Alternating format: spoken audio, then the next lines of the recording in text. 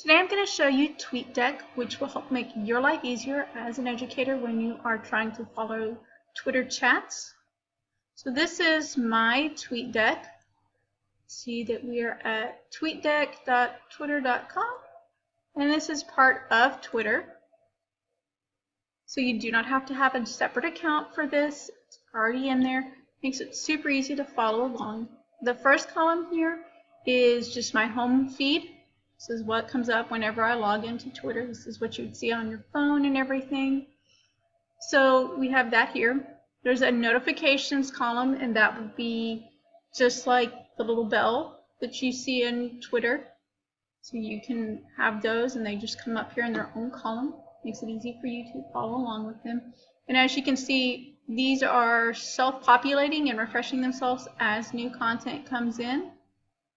So as people are tweeting with these hashtags, the content automatically shows up in these columns for me. So I don't have to go and find them somewhere.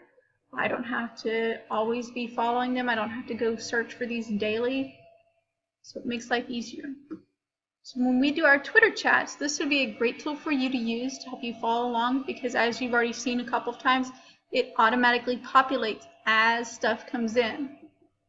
So how do you get one of these columns? Well, that's easy. You have, where's my plus button? A add new column button, which mine seems to have disappeared.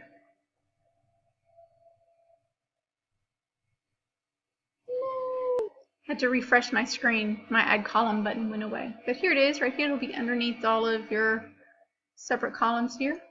So you'll just click the plus for add column.